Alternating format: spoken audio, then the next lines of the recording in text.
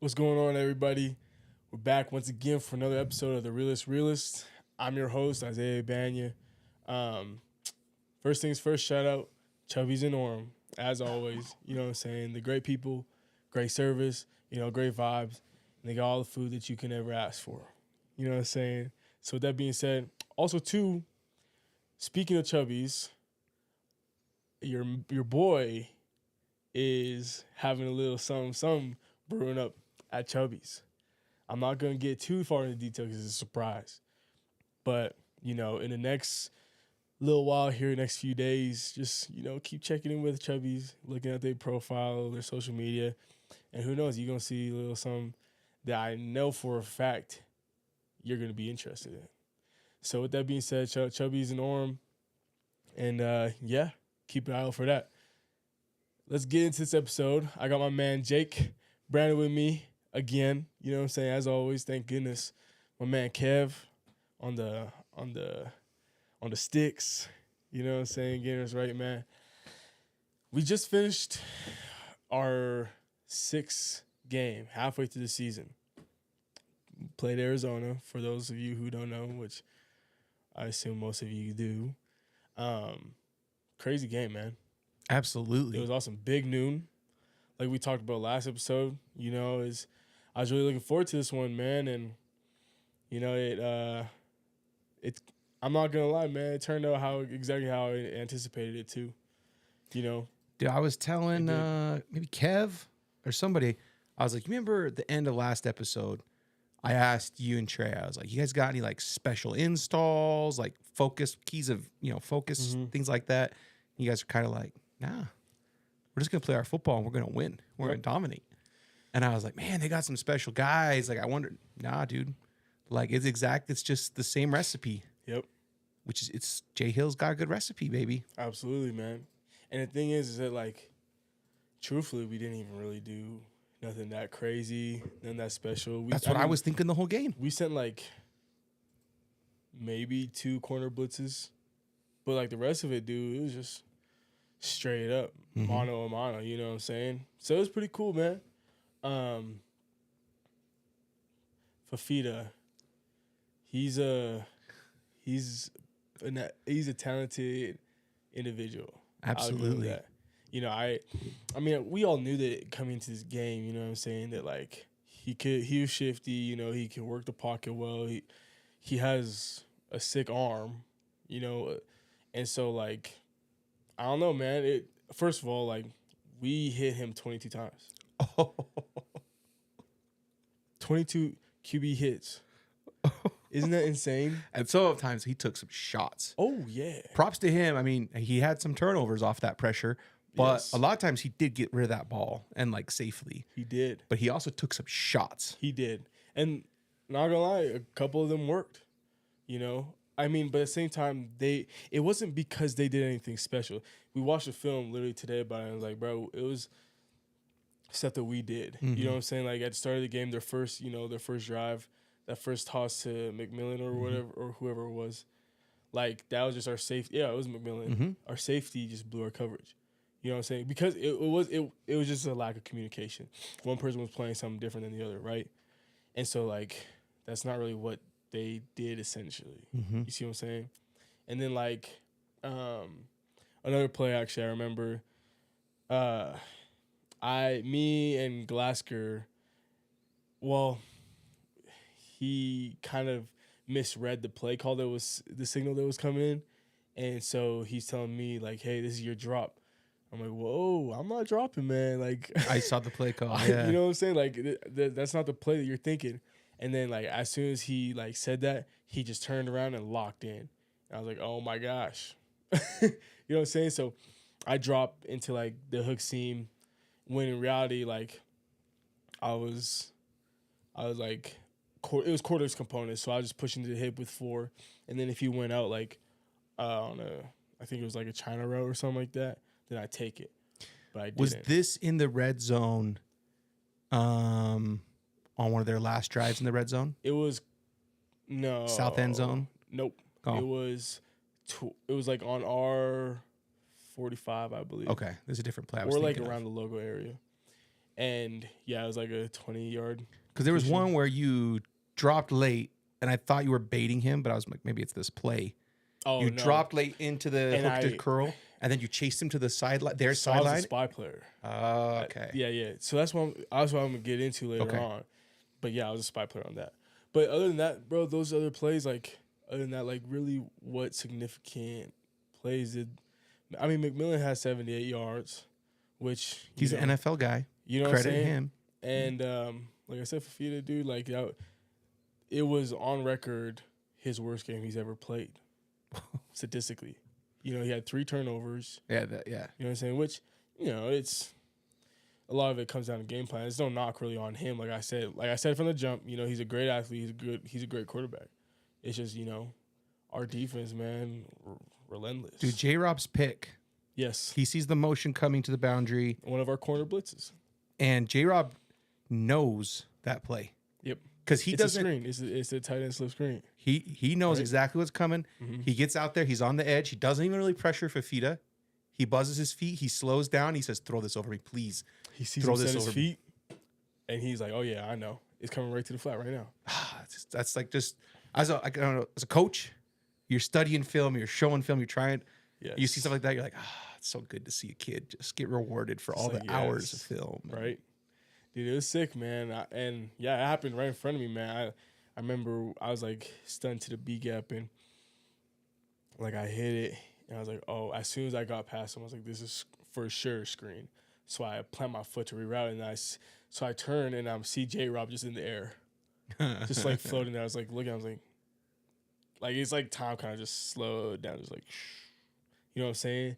And like as he's floating, he's like in the air, all sprawled out in the air and everything, and then the ball comes in. I just see him on his way down, just hit it. I was like, damn, that's impressive, man. Dude, yeah. You know, that's one thing that people like don't realize. Like J-Rob can jump. He's got some hops. Man. He's very athletic. He is. He absolutely is. You know what I'm saying? So, I mean, that's how he makes most of his plays, dude. Like some freaky athleticism. Truthfully, I remember like this one play. Just a side note. Sam Houston last year. Mm-hmm. It was the switch route. Him and Eddie in south end zone. Yep. You remember this, right? Jumps up. Exactly, right? I think it was like at the top of the bottom of the numbers or something. And like, I think it was a fade route. Mm-hmm. And this guy was just standing there and like, just straight up just jumped up. And like, this dude was in the air forever, it seemed. You know what I'm saying? He literally, like the receiver tackled him. Grabbed his knees. By grabbing his knees. Yeah. And like, you know what I'm saying? That like, he literally could have, if he like split his legs open, he would have jumped over the guy. You know what I'm saying? It's pretty impressive. Yeah. But so yeah, shout out J-Rob. You weren't on the team in the SMU bowl game year. That was the year before you came. I wasn't. But there's a play there where they go empty. They had to score to win it. The goal line. Yeah, I seen this play. Yeah, I watched the film. They go empty. Kind of obvious quarterbacks draw situation there, right? Yep. Not a lot of room to run a bunch of crazy concepts with 5 receivers on the 2-yard line or whatever it was. So it's like everyone knows. And J-Rob is a big QB. Yeah. J-Rob came free untouched, and he's not the biggest guy. Right. But he's so athletic. He gets there so far in the backfield, drops him for a loss. It's like, and they blocked it up front pretty good. Like if he doesn't make that tackle, we lose that game. Yeah. Like he just comes up with plays, dude. It's crazy, man. That's what playmakers do. That's what big time guys do, man. They make plays, truthfully. You know? So speaking of which, you had a safety. Should have. I didn't want, you were in the stadium. Mm-hmm. I was in the stadium. I wanted to see the broadcast because in the stadium we got maybe 2 looks at it where he stepped, and everyone's like, he stepped out. He did. He stepped out. I watched the film this morning. He did. Yeah. You know what I'm saying? But like, it's whatever, dude. You know what I'm saying? And like, I look at it, man. I'm like, okay, that would have been 2 points. But if they would have called him stepping out, you know what I'm saying? Literally what I told you the other day, man, like, you know, I wouldn't have gotten the chance to help Zay get his pick 6, you know? And I'd rather have 2 points. I mean, I'd rather have 6. My boy get 6 points than just, you know, me get 2 points off of. Yeah. Kind of like a fluke play, truthfully. Yeah. You know what I'm saying? I mean, I still set the edge. I still did my job, but, you know. So, shoot, man, it all worked out. But It for sure worked out, and you were part of that play too. yep, I Because was. he had to get rid of that thing when he didn't want to, I know, right? or take a sack in the end zone. Dude, like I said before this dude earlier, like it was crazy, man. I remember I was coming on a stunt with Blake, and because there's only 3 of us rushing, right? And so, like, I finally get to the middle, and I'm keeping my pass rush lane, like integrity and stuff like that, and then I see him like just take off to the field. And I look to my right, and like Batty's gone. He's all the way in the backfield getting double teamed. There's no contain. And so like I just kind of like swiped the hands off me because both the guard and the center were on me at this point, and so I just kind of like did like a double hand swipe with both of them, and then like I got free and I just started sprinting. You know what I'm saying? I'm like, dude, he's about to throw the rock, and like this is my shot. Yeah, this is what I've been waiting for all day because I had that bull rush earlier in the game, which like I said earlier, any other quarterback dead to rights is over with. That's a sack. But like I said, props to him, bro. He's got cat-like reflexes. He does, you know man. What I'm saying? And so like when in this moment I was like, oh yeah, I'm gonna get mine now. You know what I'm saying? Like, and I jump, I dive, man. And I go to swipe at the ball. Like I said, I didn't care about like sacking him. I didn't get, I just wanted to get the ball out. And on film, man, like it was literally like you see it's 4 inches away from the ball. Not even. It's like right at when he's about, like when they get to throw like this, and like at the very bottom of their like, what's it called? Like kind of wind up. Yeah, wind up. They kind of like curve it. It was that curve. That was the difference. There was a difference, right? And I was like, bro, are you kidding me? You know what I'm saying? Like I figured that he threw the ball when I hit him and I fell on top of him and everything like that. I was like, damn. And I just kind of was like, kind of disappointed, and so I thought it was just incomplete. So I get up. Did you hear, dude? Did you hear, bro? So that's what I'm getting to. Okay. Man. I go down to help him up, and like I give him a hand, like I'm helping him up, and I start hearing everybody scream. I'm like, bro, what? I don't hear no whistles, and so I look to my right, and I see Zay just like toting it, man, up into the end zone. I was like, damn. I'm about to just like give high five to Batty because we both pressured the quarterback, But I didn't expect that to happen. And so when that happened, man, it was turned, man. I was super happy for him. I was like, man, I go up to him as he's on the bench. Everybody's like obviously tapping him on the head and stuff. That north end zone got pretty loud. It got turned. Yeah. Especially in that whole goal line situation, like backed up situation. Dude, it was sick, man. And I was like over there turning everybody up. And you feel kind of powerful when you're like, it gets louder. It's cool to have that influence, truthfully. You know what I'm saying? And it's for everybody, man. It doesn't just turn us up. It turns everybody else up in the crowd, And so I go up to Isaiah when he's sitting on the bench. I was like, hey, man, good play. You're welcome. You know what I'm saying? And he dabbed me up and everything. He was, he's like, heck yeah, bro. Like that's your guy, too. Absolutely. That's one of my best friends, right? So obviously, I'm happy that, at least he got a sick play, man. He had a great game. He did, dude. You know what I'm saying? And what I've been trying to tell everybody, man, like been talking about it since spring, bro. Literally, you know what I'm saying? Like I'm telling you, this guy's gonna make plays, bro, and he's only just getting started. You know what I'm saying? And so, man, that was awesome to see. Harry did good too, man. He got that fumble recovery. I wish he would have scooped and scored. Do you think he didn't know how empty it was? Have you talked to him about it? You guys watch on film or anything? Yeah, he didn't. Honestly, like nobody's truthfully asked him about it. Everybody's just like scoop and score. It's kind of giving him shit, you know what I'm saying? Yeah. But like, truthfully, I don't think he did know if anybody's around him. And like, in that scenario, like, holy shit, the ball's out. You know what I'm saying? Like, let me just get on it. Let me secure it. Which it's at the end of the day, now, you know what I'm saying, is the most important thing. Secure the ball. And like, I don't know, some people believe in their athletic abilities, some people don't. You know what I'm saying? It's not a bad thing in that moment. Yeah. You know what I'm saying? You're subconscious. Exactly. Like some people's gonna see that that's my I'm gonna score. Exactly. Some people without thinking about it. Oh my gosh, what if I, bobble it and then like my coach gets mad at me and yells at me, you know what I'm saying? So like honestly, I'm just happy that he jumped on it. Just so we all know, because you probably didn't hear any of the post game, Kalani 100% threw him under the bus post game on the radio. For real? Really? He said, I have 2 regrets in this game.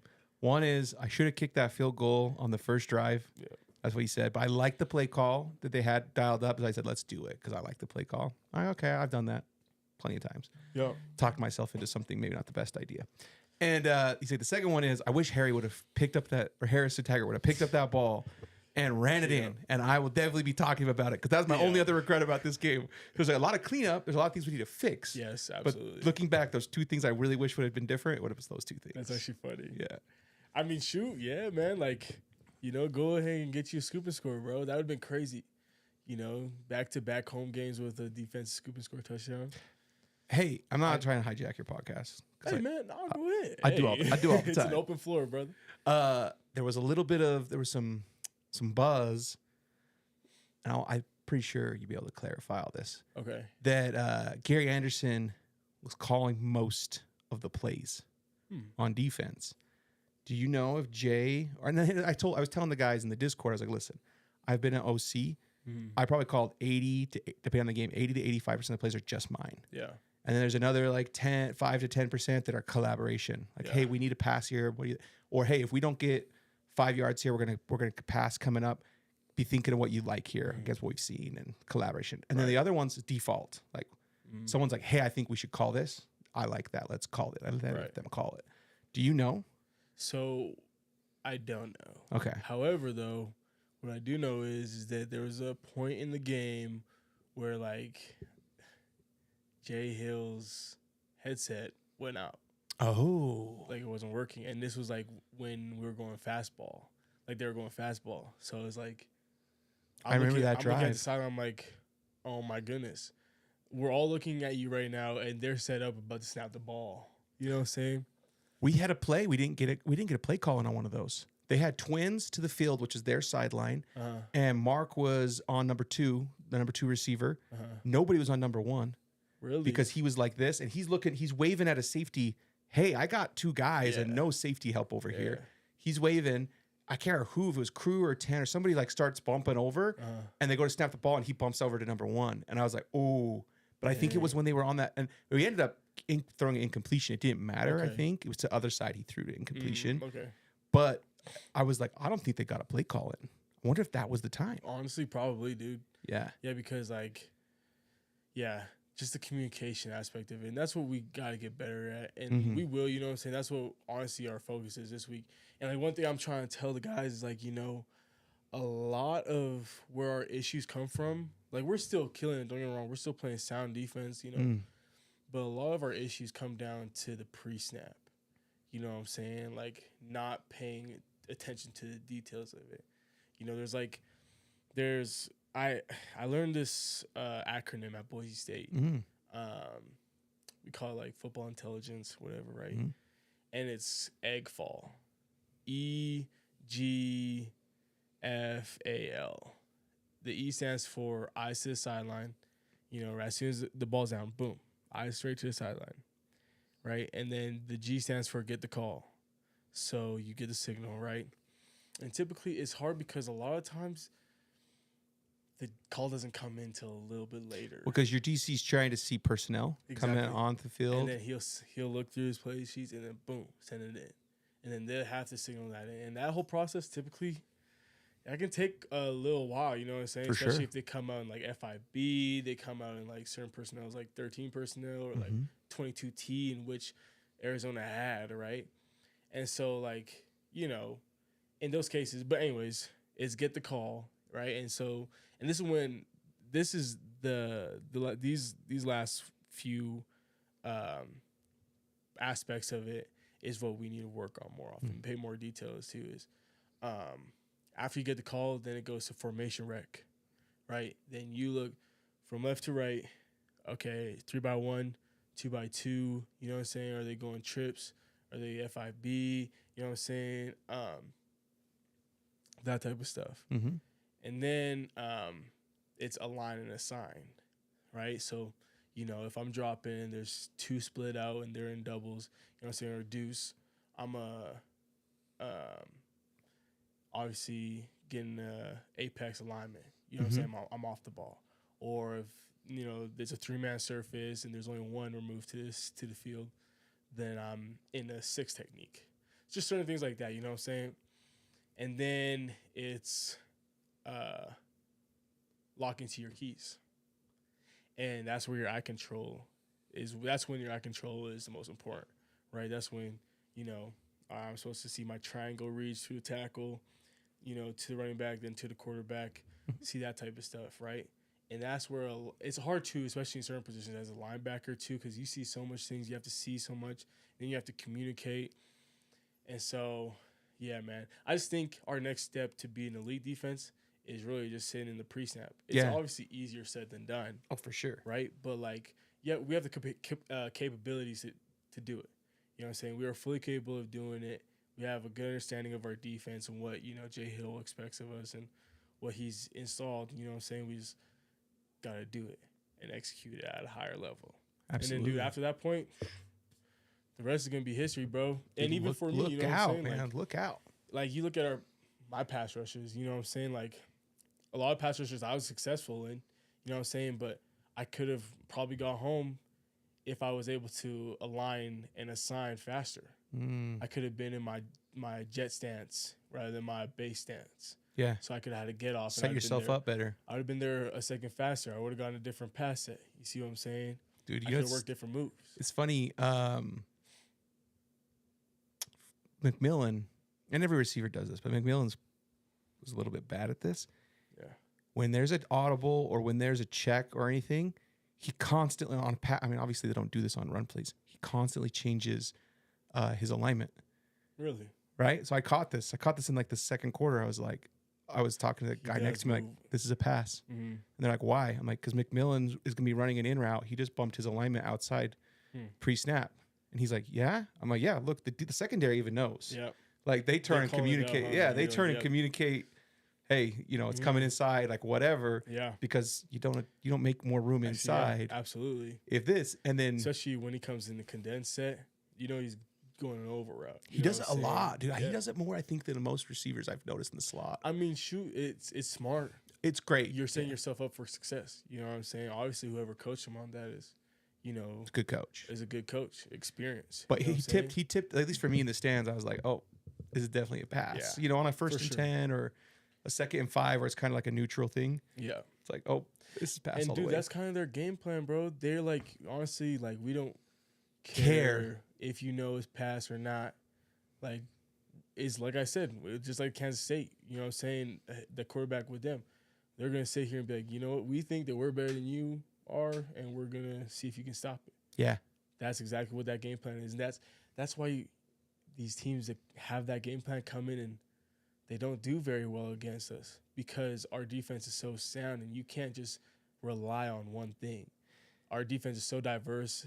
It's so, it adapts to literally, truthfully, everything. Dude, when I was an OC, I wanted our wide zone pre-snap, because you talk about, you've seen this with O-linemen, the splits. Mm-hmm. You see O-linemen adjust their splits to different things, all stuff. And I'd be like, I know you're pulling. You're not allowed to adjust your splits more than like 2 or 3 inches, because I want wide zone to look just like quarterback counter. Absolutely. Or whatever it is. I want it to look the same. But there are teams, it's like, oh, it's counter. These guys' splits are way tighter, so they can cover that ground faster. And like the defense now knows, and they don't care that they know. They're just trying to set their alignment up for success. Yes. By getting that there. And I was the opposite. I was like, I want every advantage I can get pre-snap. Right. I want that DN coming up field and then us pulling into him. I don't want him looking in and seeing that tight split and think he's probably pulled. I know exactly what's going to happen. And you see that still. Yeah. Yes, absolutely.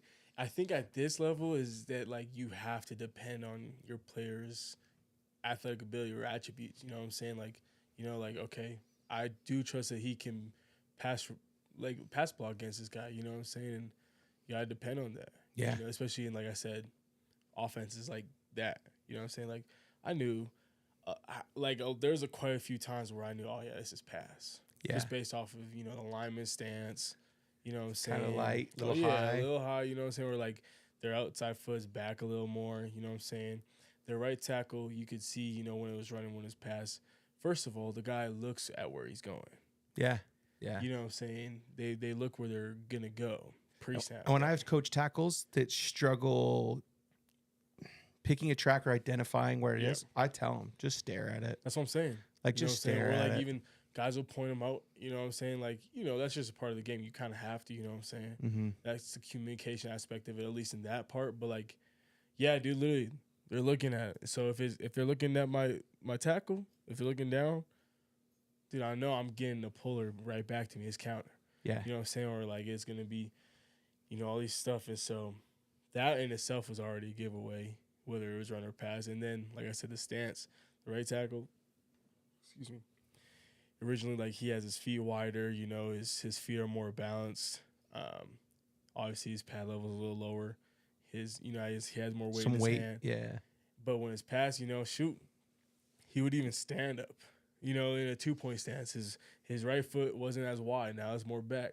You know what I'm saying? His toes pointed out more, Like stuff like that, dude. It's just like, but yeah, so it was a cool game, man. Dude, it was a what I'm saying? killer game. Like I said, bro, we gonna see who wants it more, and you know what I'm saying, it showed. Yeah.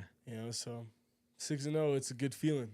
Hey, we're officially better than last year. We are officially better than Not last just year. by every statistic measurable, but also by the record. Right? Literally, dude. So it's been sick. It's been awesome. Speaking of Oklahoma State this week, first of all, will you guys be in attendance? Absolutely. I'll be covering it. There you go. Yeah. It's going to be a good one. We get to play Ollie Gordon again and Bowman. Mm-hmm. I believe he's still. Name, right? Is Bowman still starting Q? Or they switch him out? It's Bowman or the The young guy. Yeah. It's cool, man. either guy. They've played both.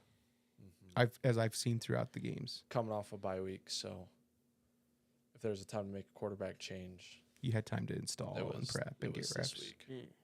That's a speculation right now. Well, shoot, they had a whole bye week. They just got off a bye week, so they probably got something stirred up, man. Mm-hmm. But regardless, I'm excited for this one. This one's a big one for me, man. I lost to them at Boise State. Kev, do you think you can pull up the stats from that game? Dude, What the final? So that was 21, right? Yep. Was that the game where you guys returned it for a touchdown? We had a fumble recovery. But the ref called it dead on the recovery, right? Yes. You guys got absolutely screwed that game. Yeah. I still remember that game. Yeah. I was crazy. I was heated. I thought you guys got jobbed. Bro, we did. That's the thing, we did. I was out there on that play too, and I was like, oh my gosh, that's a fumble. And then one of my close friends, JL Skinner, picked it up, man. It was right into it. So I was like, bro, we just won this game. And then, bro, like, it came down to, them replaying and everything, the stinking official. I mean, hey, you can't. I don't like to blame the refs ever, you know what I'm saying? One, but like, that one, bro, that was bad. If I was to ever blame a ref for like a loss, that would be the game to do it. It was insane, man. But like, that was a close game.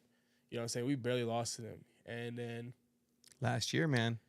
Last year, we winning, to be bowl eligible, to finally win one more game. All we needed was that one, and we were up a lot. Yeah. At halftime. At halftime, I think I've told you, but like it felt like, there's no possible way we could like, hey, give we're this good. away. Yeah. And then people started talking shit. People stopped paying attention to what they're supposed to do. You know what I'm saying? And like, do you feel like those lessons last year are a big difference this year? 100%. Because you've been up in games and teams have kind of started to rally. Like Baylor's a good example. Yeah. You're up huge in Baylor.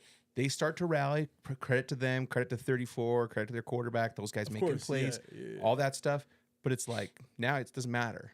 You stayed locked in. Bro, look how we finished almost every game so far. It's true. Look how we finished this last game. And we're already middle of the season. You know what I'm saying? Like, obviously, you don't want to truly be a dick and run up the score on them and everything. But, like, just on our defense side, bro, like, get that pick six. That pick six was in the last 2 minutes of the game. Yeah. You know what I'm saying? But you saw how hard, like, we all were going.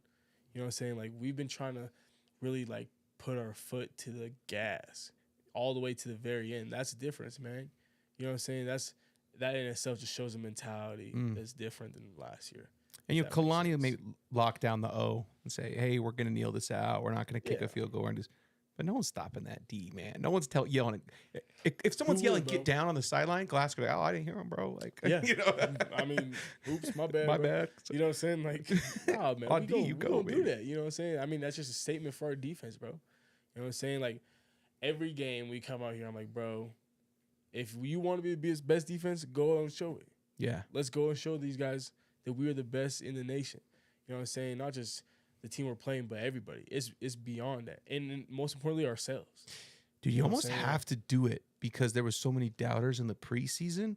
How many one-loss teams are ahead of BYU? Is it 5 or is it 5 one-loss teams ahead of us in the Sorry, I don't have polls? enough windows. I got the Boise State game pulled up. Okay. Okay. 21-20. You guys were up 20-7 in the. Yeah. Let's see. It's old, so the numbers aren't exactly right. You guys were up 20-7, and they scored a touchdown with 6 seconds left. Does that sound right? I think That's what it so. says. So they, Yeah. like, Yeah, it does sound. So we lost by one point. 1 point. Spencer then- Sanders, that game, Yep. 6 of You- 13, Yep. 82 yards, no touchdowns, no interceptions. Yep. Like, yeah, just low score. And they went to the championship that game. Yeah. Yeah, they, Lost to Baylor. they On were the an last inch play of the away. game. Yeah. They were Yeah. an inch away from Yep. Big 12 champs that year. And how much did we lose to them by last year? Do you know? Overtime, I think it was 6 6 points. because Yeah. it was the Ollie ran it in, Yeah, and then You don't have I- to kick a PAT. It's over because it was the last possession. I believe. well, so, right? oh maybe it was 7 because didn't Rex He didn't it did end on fumble. Rex. Rex fumbled it. Yeah. So it To was- so end it- it. That's right. So it would have been a I 7 think it was point. 7. Yeah, So but Both it was in losses. overtime. Yeah. So I've lost to Oklahoma State by 8 points Combined combined. in 2 And- losses. you've lost on the last play of the game Both times. times. both times. Isn't that absurd, bro?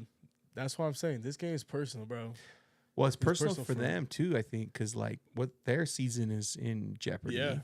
And guess Yep. what? They'll go for it on 4th down. Yep. It's gonna be like Baylor. Yeah. Like how many 3rd and longs, how many 4th downs that Baylor converts? Like screw this, I got nothing to lose. Bro, it's gonna be a grudge match. They're That's- backed into a corner. Yes, literally. They're literally like almost in the same,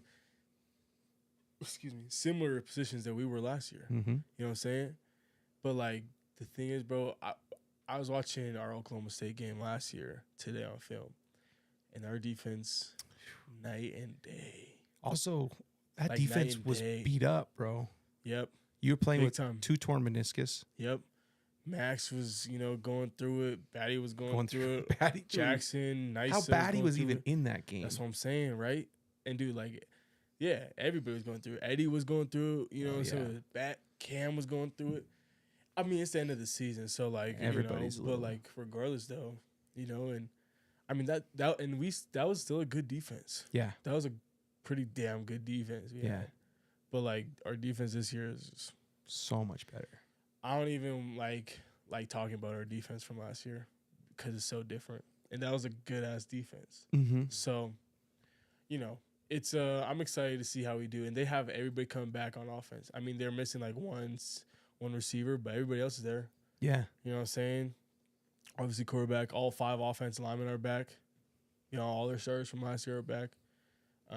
And Ollie Gordon is back, man. I think I just said that or something. But, and like, yeah, you can say whatever you want. Dude, You know Ollie what I'm could saying? pop off for 200 yards anytime he wants. You know what I'm saying? If he really wants to, he's still, if you overlook this guy, man, or this team It's a mistake. in general, you're tripping. You're tripping. I don't care what the record says. And like I say every week, you know what I'm saying? It's college football. In fact, this is the Big 12. Every team has the potential and the guys, enough talent to beat you. Yes. You know what I'm saying? Gundy's a great coach. He is. He's like the Whittingham of the South. Yeah. Like there's the Whittingham of the mountains and then there's the Whittingham of the South. Yeah. Like Well, and this is like kind of the same way they started last year. Well, I think they started 3-2, lost to like Yep. a MAC team last year. Yep. Halfway through the season, something clicked. Yep. And then they won basically every game yeah. to end the season and go Bro. to Big 12 championship. If I'm not mistaken, I'm pretty sure like Ollie Gordon, the first 3 games, he averaged like 3 yards a rush maybe or something like that. And then after those 3 games, he averaged 200 yards a game. Yep. Averaged 200 yards a game. Yeah. That's insane. With the same offensive line. You know what I'm saying? So like the he same go scheme. off any moment, man. You know what I'm saying? But this is the thing. All right. You have a defense who is, in my mind, obviously, you know, maybe it might be a little biased, but I truly believe we have the best defense, most sound defense in the nation. I do believe that. You know what I'm saying? It's not based off talent. It's just strictly based off of Fundamentals, baby. fundamental and desire. Exactly. A collective effort, like defensively, you know, as a defensive whole, the best defense in the nation. 100%, I believe that. So not only do you have to go through that, but also our offense is on fire. To have good momentum, we have our starting running backs back. You know what I'm saying? Hinckley, LJ made a big game. LJ, Had a big impact. you know what I'm saying? Hinckley Guys are looked getting, great. dude. Guys are getting confidence, the right confidence. They're seeing their hard work pay off, and they're making plays. Parker, for example, he's been making plays all season. He finally made a receiver play. You know what I'm saying? Like a big boy damn near a big boy play. Yeah. Great Right? catch in the end zone. And then he threw a touchdown to LJ. You see what I'm saying? Was it almost a pick? It was close. It was close. I mean, he threw it with 3 guys around him. But hey, you know what I'm Got saying? the ball there. And just stuff like that, bro. You know he was a QB his senior year, right? I did know that. Yeah. I did. That kid's talented. I like Parker too. I like Parker, man. He's sick. But and then you have, Darius making plays every game. Chase, you throw the ball to him, he's damn near catching every single pass. Yeah. So you got a lot of stuff going on. Bruce Mitchell, did you know he graded out 100%? No. 100%. First game starting as a center. His Holy first game, right? cow. Yeah. First as a center. Well, he played tackle. 100%. He played tackle at Summit. A guard at Summit. No, in high school. Sorry, in high school, yeah. In He high played school. guard. Yeah, a Yeah. few weeks ago, whatever it a few was, weeks ago, yeah. when Sonny was out. But in high school, he was a tackle. Because, center's hard. Just so you guys know. Yeah. It's really hard. I'm already know. Guy played center. It's a lot on you. You're kind of the quarterback of the O-line. You're calling the protections because you're the only one who has the view to do it. And then you got to make sure you can snap the ball. Right. If you got, dude, I'll tell you what, there's nothing worse when you have a pinch on you. Oh, I bet. And then there's quarterbacks under center. There's a pinch on you. You're I got to, first and foremost, I got to make sure it's a perfect snap. Yep. And then I got to launch my momentum, but just know you're going to get nuked. Yeah. Bro, you're just going to get You're for nuked. sure about to get blown up. Yeah. But I got to get a snap perfect. And then, because you can't really you kind of can, but it's hard to full send Yes. until you feel that snap leave. You kind of have to anyway. It's a hard position, dude. And he killed it. He killed it, dude. 100%. Absurd. You know Yeah. what I'm saying? And so, I'm not even trying to gas my team up right now. I'm just speaking straight facts. You know what I'm saying? And special teams is looking good, bro. Obviously, we could clean up some things, but This is our See best that- special teams year probably in the history, but since Have you- 84 maybe, 96. what about that That punt. that punt by Sam? Bro, and Dude, it was a pass. It was a Literally. pass off of his foot. right? And then Cody was right there catching it too. Yeah, man. Hagen, man, come up big. I'm telling you, Hagen's good too, man. These young guys come. Bro, I'm telling you, these young guys. JoJo and Hagen, you see Darius and Chase go to the league or go do whatever they're gonna do next, right? I'm not worried. Yeah, I'm not that. I wouldn't be either. I'm not that worried. I love those guys. I'll miss them dearly. I saw Darius today Absolutely. actually, but Okay, cool. over at the old SAB. But anyway, dude, I'm pumped about the young guys. Yeah, you guys got a lot of good talent in this future team. Like I was telling you, man. Key example, Ville Yeah, had 2 hurries, man. QB pressures. I think he had a TFL. he's a return missionary. Mm-hmm. That's right. Yep, he is. Yeah, and so got some good cats coming in. So, anyways, with that all being said, so we have that as our team already, and that's good enough, obviously, to go into other people's places and beat them. but you're playing against this team with all this momentum, all this confidence. This hardworking team who wants it more than Anybody. anybody. We want it more than anybody. You know what I'm saying? Obviously, that's the reason why we're 6-0 right now. But you come into Lavelle Edwards for a night game.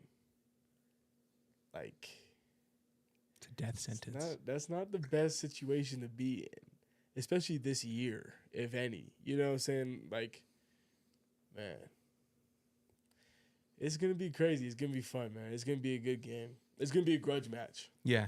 It's going to be a fight, man. I know it. Regardless of, what the score is, it's going to be a fight. You know what I'm saying? If we're blowing them out, if it's a close game, everybody's turn. You should have heard because every Monday we have some captains up front talking to just the players. Like they kick the coaches out and everything. It's just them talking to guys talking to guys. You know what I'm saying? And nah, bro, you should have heard. You should have been in there for that. Everybody it's crazy to see our team just keep going like this in our mentality, our mindset, how No we complacency. attack everything. None. You know what I'm saying? Everybody is truthfully all in for the intentionally right purpose. You know what I'm saying? Everybody's being intentional about, buying in. And it's really cool to see, and the coaches just give us, our install, our plays, and then we take it from there.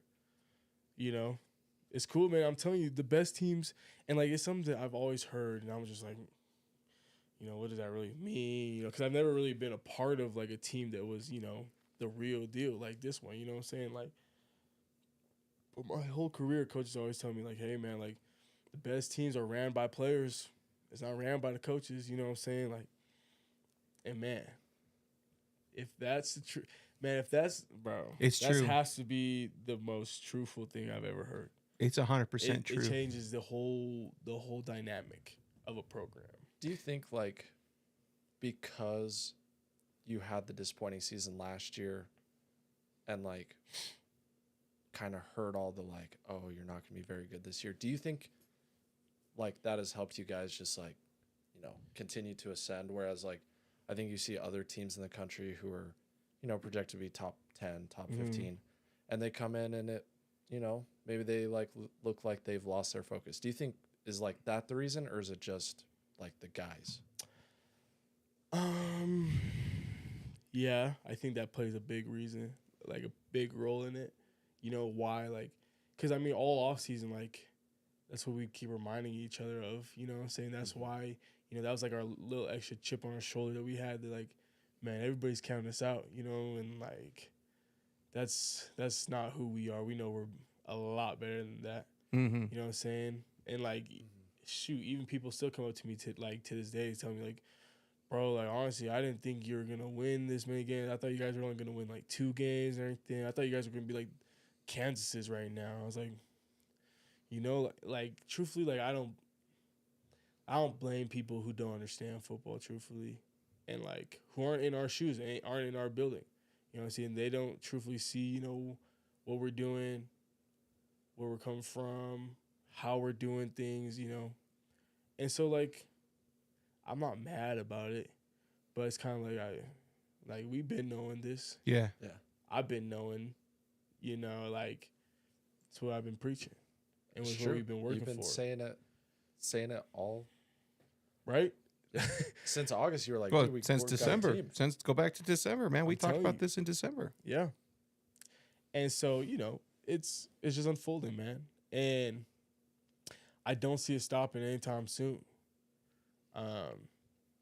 Yeah. So this mindset, this mentality, this preparation, this kind of path that we're on is very, is very efficient and it's sustainable. And I'm excited to see how we keep elevating.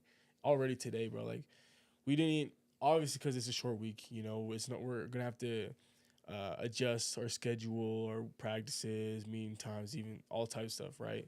And so today wasn't a very physical day, but just up front and especially in our position room, man, we're locked in Yeah. already, and it's so cool to see, man. Just knowing everybody cares, you know. And I mean, shoot, it's my last year. Like, of course, I want everybody to be bought in. Yeah. You know what I'm saying? Of course, I want to finish off at the best possible place I can. With my team, and so, but yeah, man, it's cool. I think truthfully, what's happening, man, is that like BYU football is getting a whole new identity Yeah. again. You know what I'm saying? Not a whole new identity, but well, yeah, technically, it's a new generation. Yeah. I was thinking about because I was like, man, like I was talking about the jerseys with one of my teams. I forgot who it was. I was like, man, like I kind of wish we wore navy more. Like I miss those navy jerseys. Like those were so cool, man. That's what I grew up like looking at, and, like being wow. You know what I'm saying? That's BYU Navy. Yeah. And Harvey Unga, John Beck, all those Right? guys are rocking Navy. Taysom, Exactly. You know what I'm saying? Jamal. Taysom, Yeah, rocking Navy. all these guys, man. It was like a legacy. You know, Mhm. it was that classic look for me, Mhm. right? And then I kind of was like, okay, do we even wear full navy this season? I think other than our SMU game, that was the only navy. I was gonna say SMU yeah, was I think Navy. that was the only navy that we had planned for the season. And so I see it low key them like drifting away from that. Yeah, it's new era. A new era, right? And like I'm like, whoa, okay. Cause I was thinking to myself too, I was like, after every senior, after season, they get like, a jersey that you played in. You get to pick which one, a helmet, you know what I'm saying, stuff like that. And I was this whole time I'm like, yeah, I'm gonna get a Navy jersey. You know what I'm saying? But now I'm thinking about it more. I'm like, okay, nah, I think I might go with the royal blue. I might go with the royal, man, because it's a new era. It's a new It's era. this new legacy that I feel truthfully is being established right now, this season. You see what I'm saying? And I see this defense, this team being successful for years to come after this, So And it's kinda cool, man. success begets more success or brings on more success, right? Absolutely. All the recruits right now who are like, oh, I'm going BYU or maybe Oregon, or I'm going BYU. Oregon's a bad example because they're like top 3. But like, I'm going BYU, maybe USC. There's a good example, right? Or I'm going BYU, or maybe I'm going, Kansas State or something like that. It's like, well, I'm going BYU. Look, like they're out there doing this, doing that, like that. BYU's doing the right thing. Like the football program, like they're doing the right things, to be successful, like what football is supposed to be. You know what I'm saying? Obviously, don't get me wrong. There's still the aspect of the, the business side of it, collective. Obviously, everybody's doing that NIL stuff now. Yeah. However, though, it's that, like, to have that identity and that process, that preparation, not many schools have that. There's a very little number of schools that do that. Like Bama does it right, I believe. Even Boise State, they, in their way, they do, the right things. I'll tell you what, when Chris Peterson left Boise State, and like, I mean, I'm a BYU, I'm a huge BYU fan, like obviously, but Of course. I've always low key liked Boise just because of that ragamuffin, kind of like underdog, we're gonna kick you in the teeth kind of mentality. Because I played it and coached a Spanish Fork freaking high school, man. Like that, we go play against all these teams that recruit and all this stuff and have all these nice things, and we're in jerseys that are like 4 years old. And we're like, I don't care, I'm gonna mess you up anyway. Go out there and you're on my will. field now. Like I don't care who you are. I don't care what training your daddy pays for. Like you gotta line up against me. So I always loved that. I embraced that. Right. But when Chris Peterson left, I was like, there it goes. Yeah. It's gone now, dude. Like I think that the admin gets it. Like there's a legacy of coaches who were with Chris. Like there's all this stuff now. It's like, they've built something special and lasting. Yes, I think it's very different than a lot of schools, the way they go about certain things, but it works for them. Yeah. And they, like, I mean, that blue collar mentality, that blue collar culture, like, it's not a joke. They make an emphasis in everything they do through that, and that's just, earning it. Truthfully, that's what all it comes down to, is just going out there and earning it. You have to respect that, man. Like, I don't care who you are. Like, you have to respect that. You have to. That's what football's, built off of. That's what, football has always been known for. I truly believe you got to be, like, football requires the most work and dedication out of any sport in my opinion. You know what I'm saying? Obviously, you know, everybody has their own opinion. It's a maybe crazy self-biased, sport, but bro. There's Yeah. there's a position for every body type. There's a position for a multitude of skill sets. Mhm. Fast guys, strong guys, like Very combo high guys, IQ, high high IQs, reacting guys. Yep. working together. Like, Yes. okay, you could say like, oh yeah, in soccer, like you have to work together. Like, no, like From all ev- different kinds of cultures, places, environments. it's the most lit sport, dude. I don't care who Yeah, you are. absolutely. And then like we've talked about the gladiator, Yeah. sacrificing the body to glorify the soul Yes. kind of mentality. That's the thing. Like you have to literally like go out there and whoop somebody's ass to be Yeah. successful.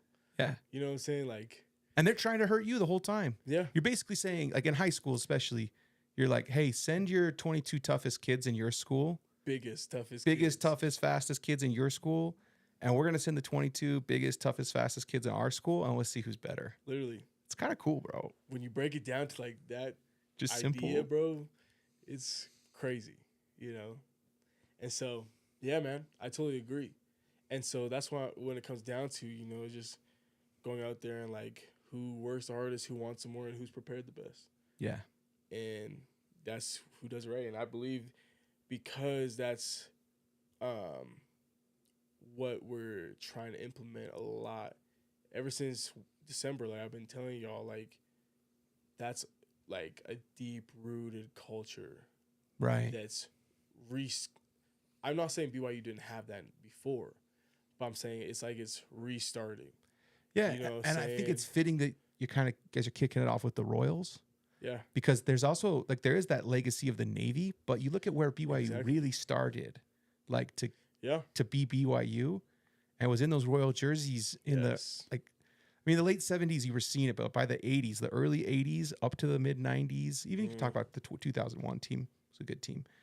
Like that's where it was, and it was, dude. You know, what was it? 97 we ditched. Or was it 98? We ditched Royal and went to 98. We ditched Royal and went to Navies. And we had 2001, which is a great season. I was there for every game in that one. It was Good awesome. season, Right. terrible jerseys. Terrible jerseys. For real? Was that the gold on them? There was they were rocking gold it in was 2001. The bibs. It was Yeah, like yeah, navy yeah, blue, yeah. and then there was like the white patch around the chest, Yeah. and just bad. yeah. Just Tough. The late 90s, early 2000s were interesting times. Just from a Oh, I whole bet. fashion. Yeah. Bro, I'm already until knowing. Bronco took over. Yeah. Man. Yeah. But I think it's cool. You're going to revitalize it. You're going to Yeah. re-kickstart it. It's cool Yeah. to go with that Navy. And Ex- look back because Kalani is a Lavelle guy. yes. So I love it. Yes. That's what I'm saying, right? And so, and it's just, and it's cool because, like, to tie it all in, man, like, it's going to continue going on with these young guys. You know, you see what I'm saying? All these freshmen, these young talent. That's why I'm so excited because they're just going to take it and build off of it. I truly believe that. And that's why, you know, this new era of BYU football is kind of, you know, like, wow. You know, yeah, this is the Royal era, man. You know what I'm saying? I'm going to leave that Navy in the past, bro. You know? So.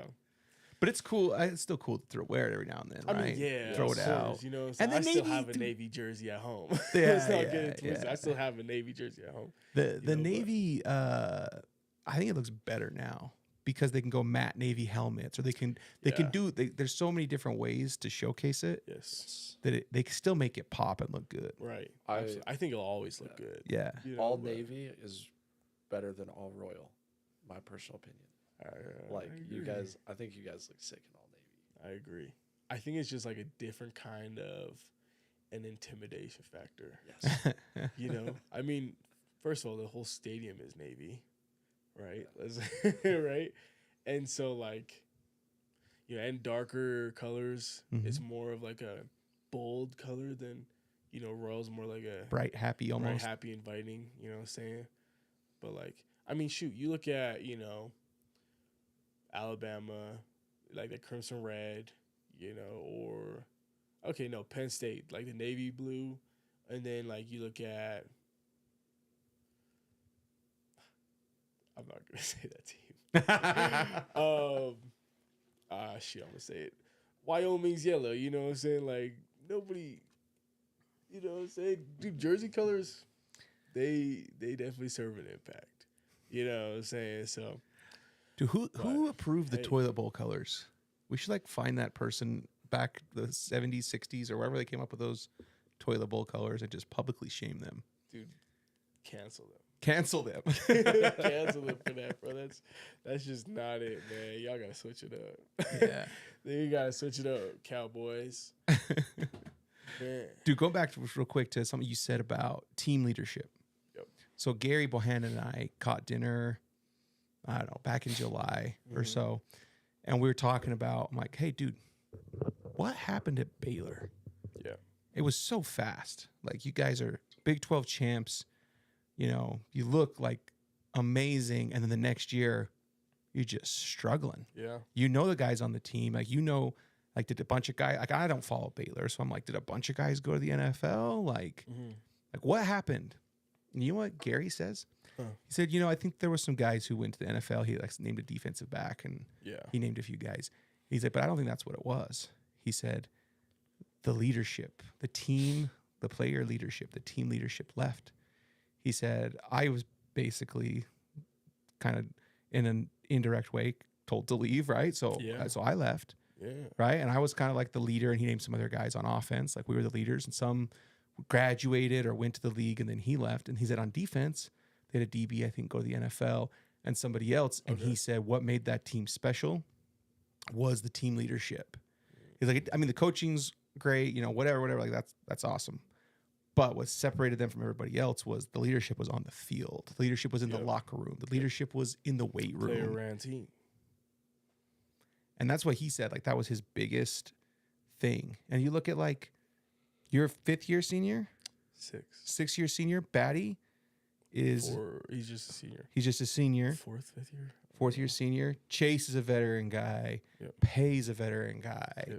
Like, we go down. Blake. Mangelson, senior. John Nelson, senior. Jacob Robinson. Jacob Robinson, senior. Caleb Brandenheim. Shoot. Why am I? Tight end room. They're all veterans too. Kibo. Kivo. Yeah, Kibo's a vet. You know what I'm saying? Mark.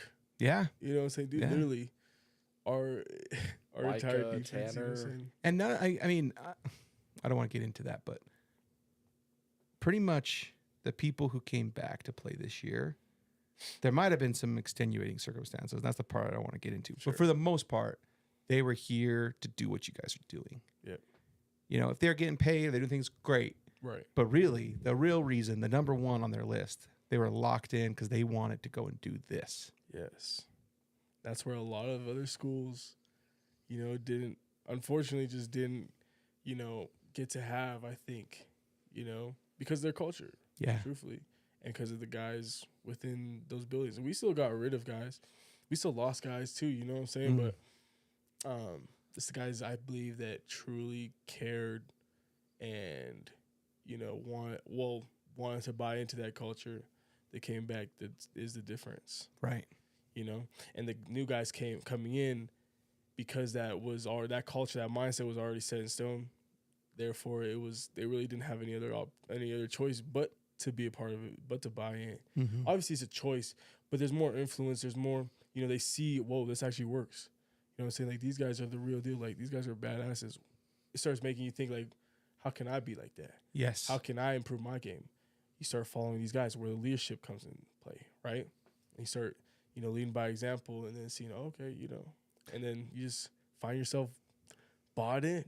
No one wants to be that soft, whiny biatch on a team of freaking alphas who are like, let's go freaking kill this. Exactly. No, like no one's gonna be like, I don't know. Like, I can't. Like, I want more money. Like, nah. No. And especially in an environment like that, like, dude, you'll get chewed up and spit out. Yeah. Whether it's, you know, mentally, physically, in so many different ways. You know what I'm saying? Like. And we won't publicly shame anybody in here, but this has happened at BYU. Oh, I know. People, like this has happened. I've heard and I've seen. Yeah. You know what I'm saying? So, yeah, man, it's cool to be a part of this group. I'm super lucky and super blessed, truthfully. Yeah. And the fans, we're all loving it. Right, Kevin? It's fantastic. Like. Man, I hope so. You know? I hope so. Because this is crazy. Yeah, this is. I was really. I know it sounds like corny, or like cheesy, or whatever, but truthfully, man, like this whole season, there's just like magic. You know what I'm saying? Magic in the air. Like when you get to Lavelle Edwards Stadium, like it's dude, it's like magical. Like it's weird. Like, I can't even truthfully like put a finger to it. You know what I'm saying? Like it's cool, man. The atmosphere is insane. When it Everything just works out. avalanches like it did, so Kansas State, right? Yeah. You have like one of the greatest like 8-minute stretches in BYU football history. Literally.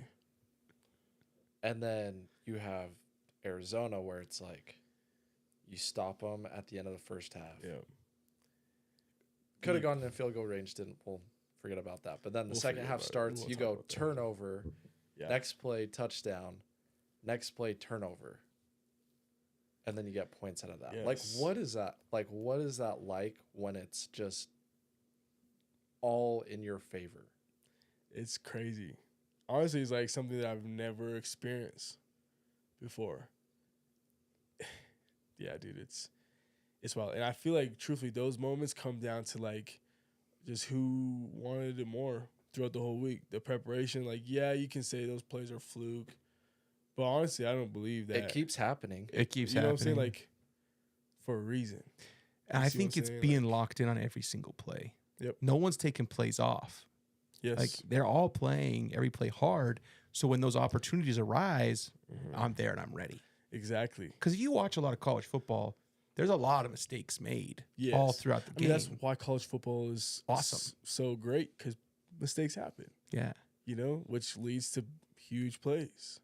And I think Saban was a great coach because he got a lot out of his guys. And we've talked about how like kind of crazy his schedule and habits are.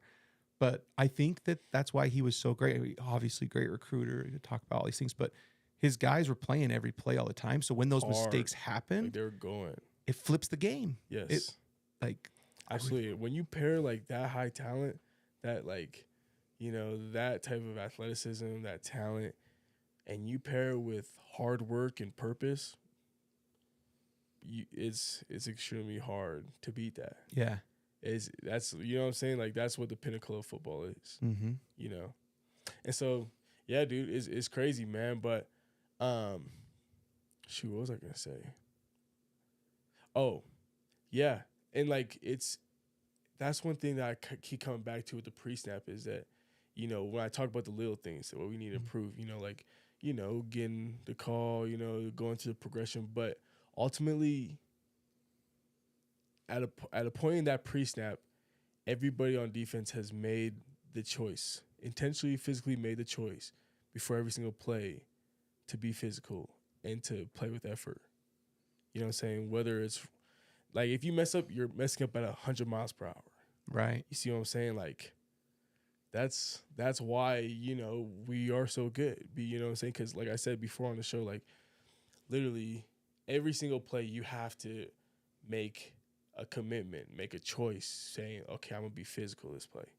You know what I'm saying? I'm going to impose my will. Because if you don't, you know what I'm saying? Like somebody's going to impose their will on you. Right. You see what I'm saying? And like even if they don't make the decision to do it, you know, one play, you don't make the decision to go all out, and they make the decision to go all out, and next thing you know, a 70-yard rush touchdown just popped off in your face. Mm-hmm. You know what I'm saying? And so, like, yeah, dude, like, everybody obviously talks about, like, how important the physical part of the game is physicality, but, like, dude, it all starts up here. You know what I'm saying? Well, actually, in my opinion, it starts right here. Mm. And then it goes to here, and then the rest follows, right? But it's pretty crazy, man. Dude, it's way crazy. Like, when you really, like, dive into the, you know, intrinsic aspects of, you know, the game and stuff like that. And I mean, obviously it comes with, you know, age, experience, stuff like that. But nah, man, it comes down to simply a choice before every single play. Yeah. You know? And I think people sometimes don't recognize that when everyone is that way, that's what happens. Like there was plenty of plays where Fafita just scrambled. Yeah. Gets loose. And guess what? There's still no one open. Still nobody He there. gets out of the pocket, right? Like he pulls some magic, some miracle out of his hat, and then gets out, and it's like, who you can throw to? There is nobody open even 6 seconds into this You better run play. for your life. And now guess what? Your O linemen, they can't block for 6 seconds. So No. now you got to throw it away, get hit, like, Mm-hmm. because everybody is playing that way. Like, Yes. dude, Mark, like we were talking about before, just jamming up Fafita, Yeah. or not a Fafita, McMillan. McMillan. And usually you jam, you're expecting like, okay, I can jam, but I'm going to get probably beat.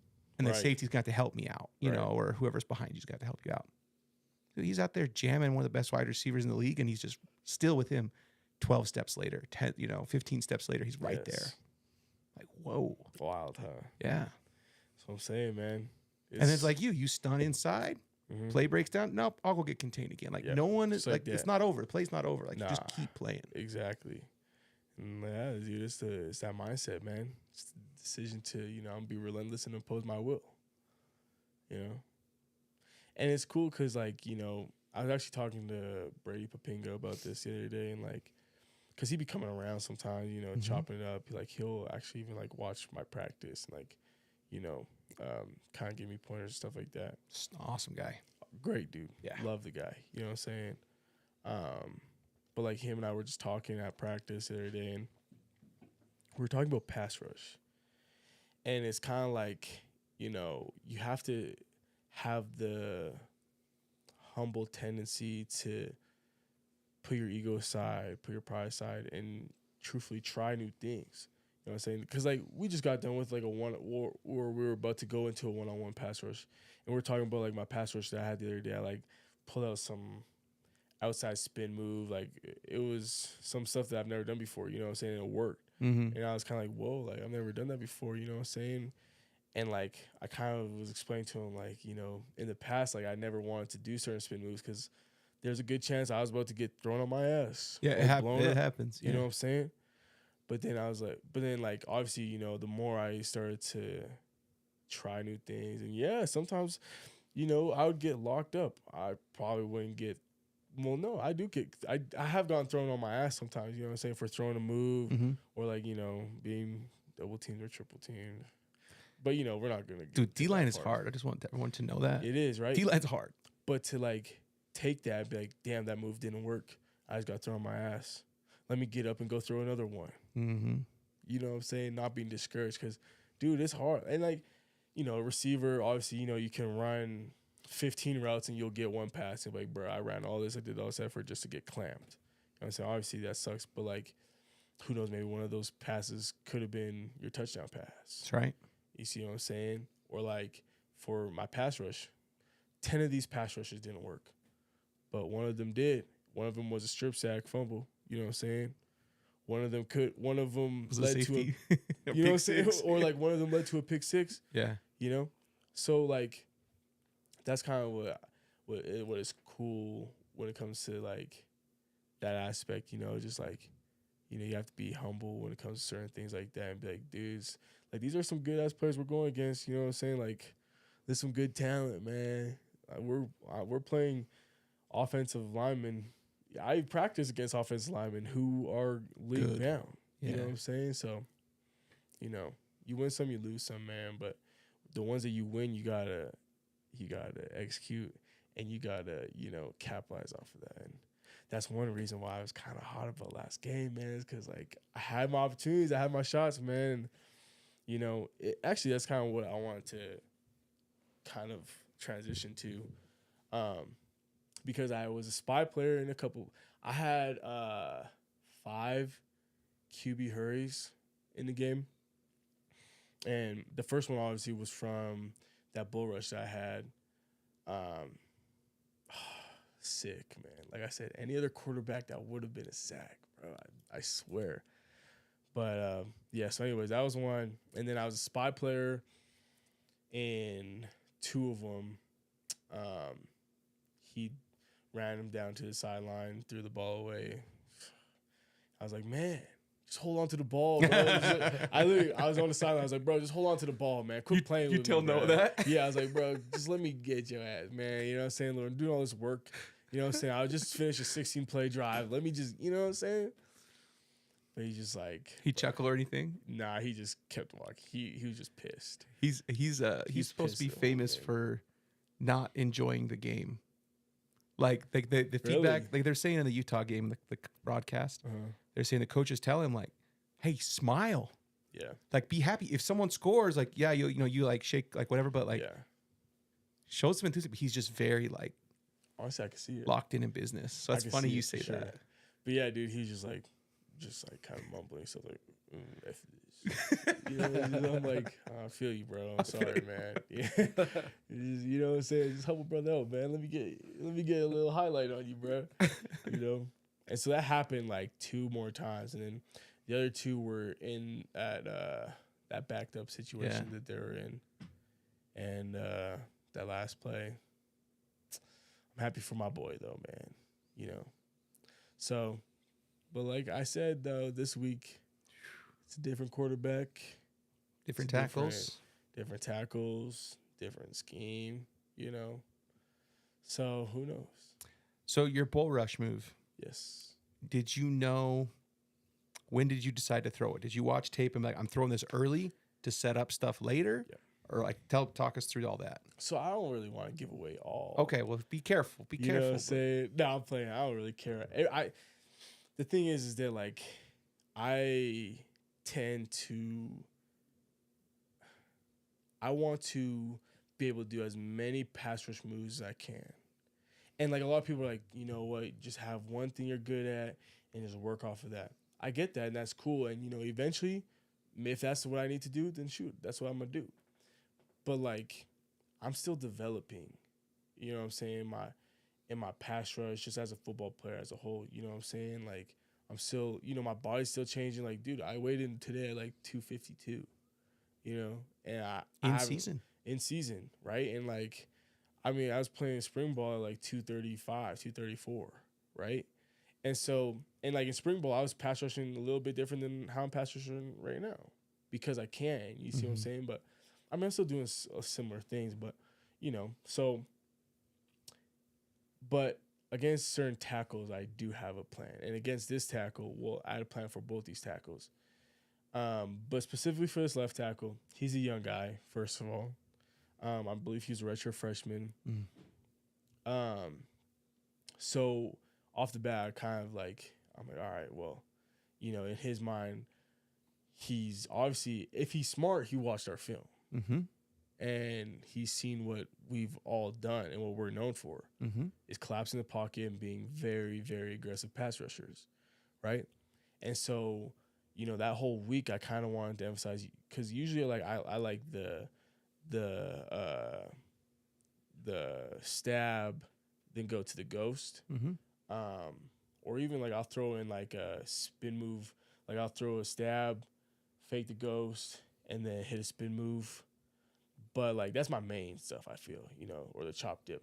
But for this game, I was like, you know what? I'm gonna set up my power to speed, because there's this one move that I've been working on. I'm not gonna share it, but I've been working on it a lot. In fact, I threw it in the game later on in the goal line, and when they were backed up, but it just didn't work out because the guard was there. But anyways, so what I did, bro, was like, all right, I'm gonna hit him with a stutter step, because obviously, you know, he's a young guy. He's not very disciplined with his feet, you know, and his patience, and he's intimidated.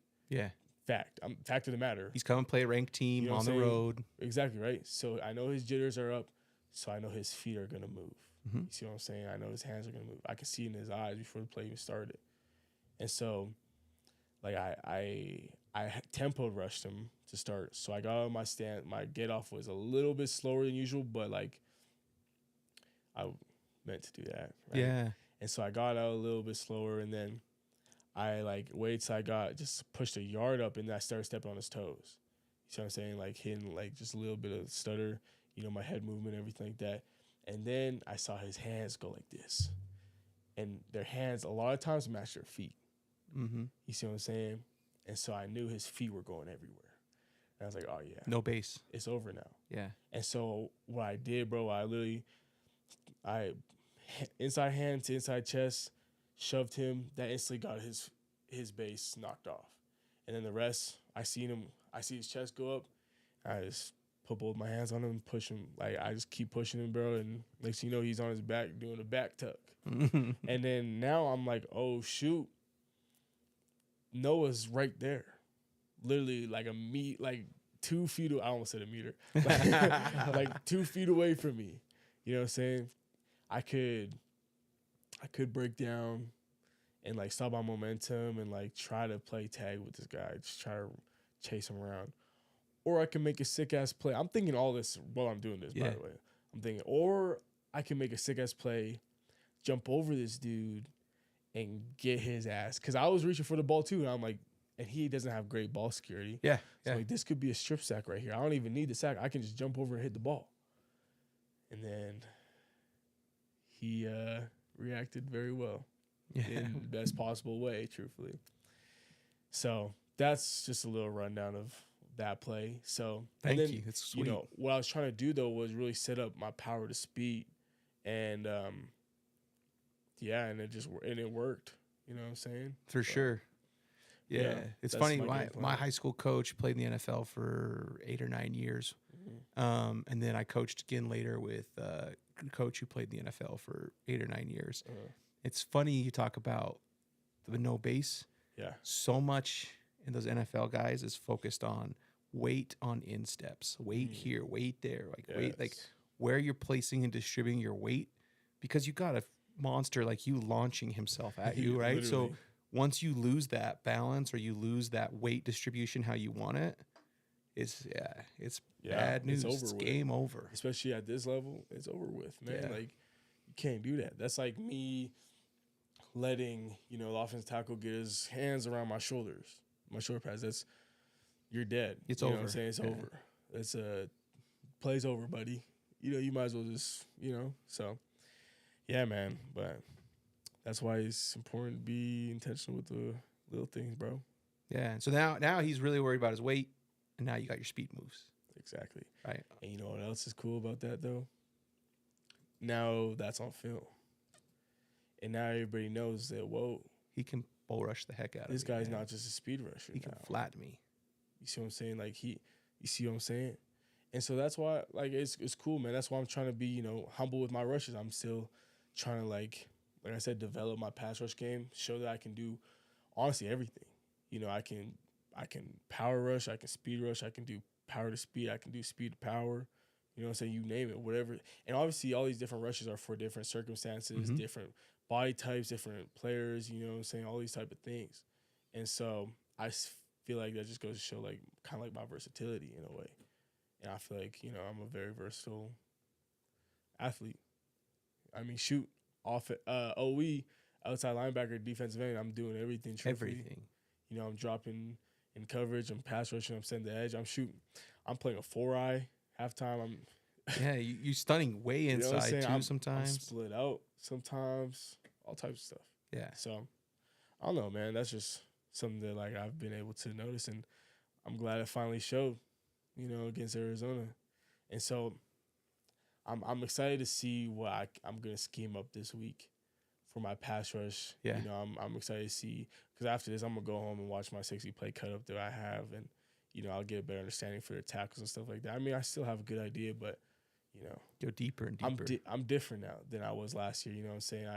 There's a lot of things that's different, you know what I'm saying? So I'm excited, man. Hopefully I can pull some crazy stuff. Let's hope. Let's hope, man. I intend to. I feel like a proud dad sometimes up there. I don't know if you followed the Coup Connect Twitter at all.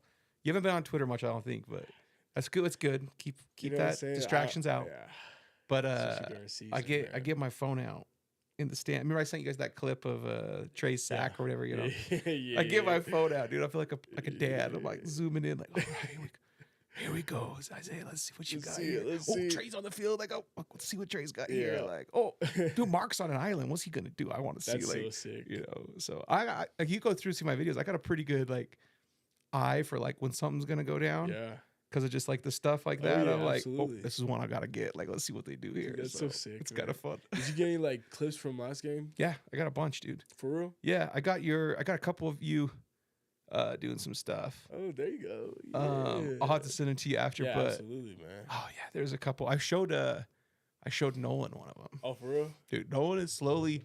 You're like replacing. I think you've replaced like Malik, and now you're slowly like you're like kind of replacing Mason because like we're at the Halloween party. He's like, Dad, because I came right after your guys' game. I helped our guy Troy pack up his tailgate Oh, okay. and everything. And so I was like kind of like a little bit later than usual, but I got to a ward Halloween party. Oh, that's what that was. Okay, Yeah, yeah. so- You texted me about. So he was there and I got there and he's like, Dad, I got the black lines on my face like Isaiah.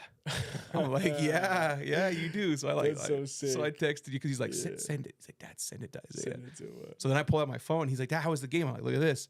I showed him some of your plays and he's like, yeah, man, Isaiah's like just tough. That's sick. I'm like, yeah, dude, Isaiah is tough. I love that, man. Yeah. That's so cool. Yes, sir. Nolan, man. That's my guy. He's a funny kid, man. He is. Dude, quick side note. So, was it Sunday night? No, it was Saturday night. So, no, it had to be Sunday night because I don't know. It was Sunday day. He comes walking after church and he's got a kitten. Oh, wow. He's walking to the back door with a kitten. And my wife is not an animal person. Okay. Is she And allergic? No, she just, there's got to be a story where she was like trapped in a den full of it. I don't know. She's never owned up to Not it. a fan of There's it, got to huh? be some kind of trauma hidden in the past. I don't know. Okay, I can't. yeah. I'll keep being the therapist and try to Right, figure it trying out. to but figure out, like, hey, man. it's an irrational fear. Yeah. So Nolan's like, comes up to the back door. He's got this kitten. Mm-hmm. We don't have a cat, and so comes to the back door. I hear I'm in the bedroom, I think, or something. I hear my wife screaming at Nolan, and I'm like, oh man, that kid is wailing on his sister, something, huh? or he's like climbed up on something and getting into something he's not supposed to. So I come out heated, like because sometimes he doesn't listen to his mom. That's fair. And so I Yeah. come out like heated because I want him just to listen to his mom, and he's got a kitten in his hands, and he's like, Dad, it's so cute. I'm like, what the heck, dude? I'm like, where did you get this kitten? He's like, Dad, there's a bunch of baby cats in our backyard. And so, Wow. so we like put that one, like, "Here, set this one in the shade because they're little kittens. I'm Okay. like, set this in the shade, and we like, go show me where you found it. Can't find any kittens, none. What is, so we've had a stray cat hang out. It steals food from our chickens. Oh, I think you told me about Yeah, this and when it we went out kills. and looked at them. Yeah, and it kills all the freaking field mice and Yeah. voles and stuff. So I'm like, you hang out here anytime you want. Yeah, you're good. Because I could fix the door. Because it's like a big predator couldn't get in, but a little skinny stray cat can weasel in through the door. Okay. So I could fix it, but I'm like, no, I want him hanging out because he's killing all this stuff. Right. Well, I thought it was him. Anyway, Apparently not. apparently not. And so I go out, can't find any kids, like whatever. So Nolan's he's all like, I don't know, conflicted because he's like, but Dad, they're cute. I want to bring it in the house. I want it to be my pet. Yeah. And I'm like, dude, it's so little. It's got to find its mom.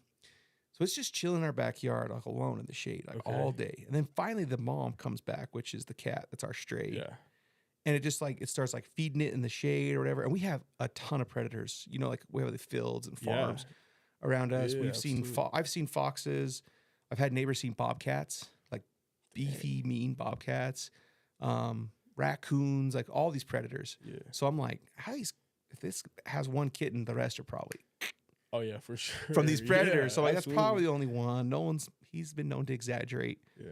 So last night, I open up the windows, let cold air in, and I hear, and it's like there's lightning and a little bit of rain, and I hear meowing, and I'm like, oh, it's that cat. Well, I go out, there's 4 cats. There's 3 like chilling by the coop, and then the mom is trying to drag one of the babies in through that little narrow opening in the door to get him inside the coop where it's dry. No way.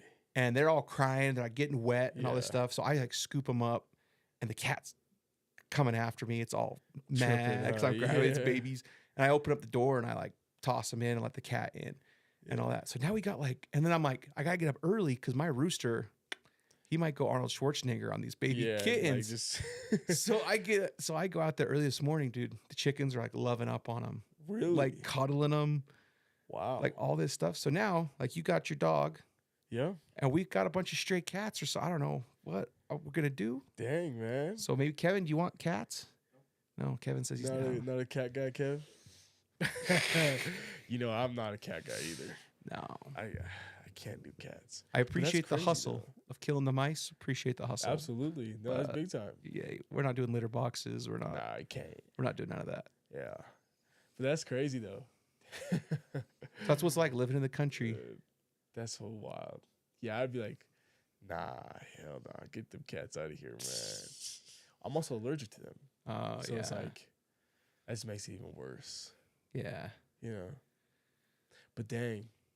And there's 4 of them, you said? There's 4, dude. Wow. This is like the Pets Are they podcast. still out there? They're out there. I'll go show me the coop if you want.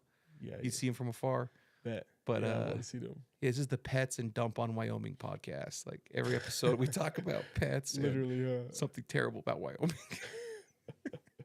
I like this trend. We should have like Keep it different going. segments. Different Make them segments. segments, literally. The dog update. So for today, we're going to talk about why Wyoming is this, that. We're going to read Yelp reviews from the restaurants in Laramie. Literally. Oh, that would make sense. Yeah. Yep. Food poisoning. Okay. Yeah.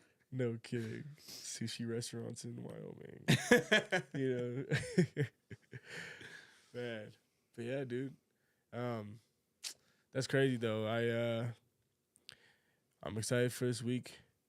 But on the football aspect, man, that's all. That's all I really got though, you know what I mean? We've been locked in, bro. You know, everything's been solid on the football side.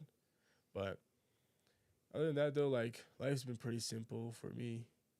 I don't really have any deep thing that I need to talk about this episode. Preseason, I feel like it's easier, or beginning of season, to go deep. I feel like when you get in the meat of the season, life is like fast forward. Yes. Everything is just kind of, it's not like autopilot whatsoever. No. But it's just like, you know, there's that routine, you know, that schedule kind of. You know your next task and you know what it's leading up to. Literally, you know, so you just end up doing stuff and there's not much of a, you know, difference from what you're experiencing every day. Yeah. So, nah, man, everything's good though. You know? How about you guys? Anything new? Anything new with you, Kev? No? Hey, flip your mic on. Yeah, your mic. Basketball season's starting soon. So When does that start? college is November 4th or 5th. NBA starts like a week or 2. So Dude, we'll if you don't know, so you know how you and I are here talking like some of the intricacies of football, Yeah. some of the finer points of football. Yeah. Kevin can talk hoop with the best of them. You know, I think I remember you guys talking about that. Yeah. That's pretty impressive. See, I know basketball, but like I don't really, you know it as well as I know football. I love You know what I'm basketball. saying? It's a very, I don't know, it's entertaining, the fast pace. It's an entertaining sport. Someone gets hot and they're just like draining them for your team. It's like an incredible feeling. I had Trevin a few years ago. We did a podcast with Trevin and Trey. And Trevin was teaching me some 2-ball game and teaching me some things like that. I was like, oh, this is cool. Yeah. But I really don't, dude. I couldn't hold my weight in a really deep conversation about basketball. Yeah, absolutely. Kevin can, dude. Dang. It's cool, man. I'm excited. I wish, well, maybe once season starts, we'll have a little basketball segment. I got no problem with And that. you can educate everybody. Okay. You know what I'm saying? I can do that. You could chop it up, Yeah. you know, about basketball. I saw your huddle highlights. You seen them? Yeah, I did. Yeah. Oh, so you know my mid-range is kind of nasty. Yeah, a little bit. It's not bad. That's sick. Which one did you watch? The junior year? Senior year? I think it was senior year. Okay. The senior one was my junior year, I think, was my better one. Did you play the 4, the 3? Where'd they put you? I played 5, 4, 3. That's it though. Mm-hmm. I never touched, shooting guard or point guard. But that's, a different skill set entirely. Yeah. But I was mostly down in the post, man. Getting after it. I mean, it's typical football guy, you know what I'm saying? Dude, oh, I know. But yeah. Putbacks, baby. Oh yeah. Putbacks. Tons, dude. I just love boxing out like really hard. Really Yes. hard. And then the kids are like, this isn't fun. You're a football player. You're like, It's like, well, you're just a pussy. So you better get used to it, buddy. It's going all game long, brother. yeah. You bring like that level of physicality into that other sport. And like this, Yes. people don't like it, man. They don't, They man. don't like it. They don't. And that's kind of like what I relied on a lot of times. Yeah. In high school. Yeah. You know? That's where most of my points came from. Just being aggressive, just being, dog, kind of just up there, getting, Kev's a state champ, man. Really? Okay. State champ, huh? On a very good basketball 2018. team. Dang. That's pretty sick. Yeah. What position were you? Point guard. Oh, wow. Okay, so you set the whole thing up. Good for you, man. Yeah. Oh, I love to pass. You have a teammate who has a brother on that team. Yeah, There's a connection. John Nelson. Oh, He was the okay. best leading scorer in the state that year. His brother. His brother Oh, James. I was gonna say Yeah. John Nelson. I I was like, not a hooper. what? Not a hooper. He- Yeah. He was No he was way. on the sophomore team that year though. Oh, really? Yeah. Damn. So he probably has a ring. Pretty sure. Good for him. Yeah. That's pretty sick. Yeah. Dang, I did not know that. Yeah, Kevin was pretty dang good Pretty though. like you were like that, huh? Yeah. Pretty Okay. And he can talk hoop. Like we had Trev and Trey in the old podcast studio. Remember the old podcast Yeah. studio? Yeah. The olden days? Wasn't this nice? Wasn't this nice, huh? No. I Wasn't mean, it? yeah, this is pretty hard to compete with. Yeah. So Yeah. And we're continually trying to improve and update Getting better every week. every week. Every But week, but Kevin, dude, he'd sit talk ball with all those guys. dang, Yeah. that's pretty cool. Yeah. Yeah, maybe I could, chip in here and there, but Are we ever gonna That's win you pretty- around on the Jazz? Never. No, dude. Suns for Yeah. life. Suns for life. Suns for It life. might kill me, but I will die with the Suns. Hey, do you like this is old school Suns, so this is Yeah. throwback. Do you know Stephen Hunter, who was a center for the Suns? Dude, he's one of my favorite. You guys play hoop grids at all? Nah. No. It's like so basically, it's like you try and find the most like random players who have played on like specific teams. Uh-huh. Love Stephen Hunter. Okay, so I've met him several times. Oh, really? Doing what? So he's on the board of my my day job, like my real job, Oh, right? what like the- my real job. Wow. And he came and so I'm over training, right? So I oversee all the training. And we were developing a new training, and we decided he's got when you're in the NBA, you've got like PR training and like you've got resource media training and all this Yeah. stuff. And so we're like, let's make Steven the face of this training. And so we because he lives in my company's all over, it's like 7 states, but he lives in Phoenix still, Okay. where like the kind of the headquarters, I guess, of my company is. So we like flew him out, did this. So he and I like we went and got breakfast and we like chilled in the studio all morning and everything and stuff. But cool dude. Yeah. Very cool dude. Humble dude. He was on the D'Antoni Suns. Yeah. The 04 to 08 era. Probably earlier of that area. But And me being ignorant on the NBA to a degree, I guess, I pulled a Doc Rivers quote for the training because it fit like perfectly with the training. yeah. And I didn't realize he played for Doc before. Oh, okay. And so when we went to piece it all together, our video editor's like, oh, I found a picture of Stephen Hunter with Doc Rivers. And I was like, I did not even realize that there was a picture that he's like coaching him up on the sideline or whatever Yeah. of it and stuff. So, but yeah, I think he's coming back into town to film an updated version of this training for some other stuff. So maybe we can find a time, Dude, get that'd you be to connect. That'd be cool. Because man. he's just a cool guy. Dude, Sick. that's so cool. We get him on the podcast. Keep him here all day. Kidding. No kidding, man. That'd be cool, man. Yeah, you would like him though. He like just like you in a lot of ways. Cool. He's a cool dude. Well, shoot. Good dude. I might have to meet him too. Yeah. You know what I'm saying? That's Yeah. awesome. Anyway, more randomness. No, I love it, man. That's awesome.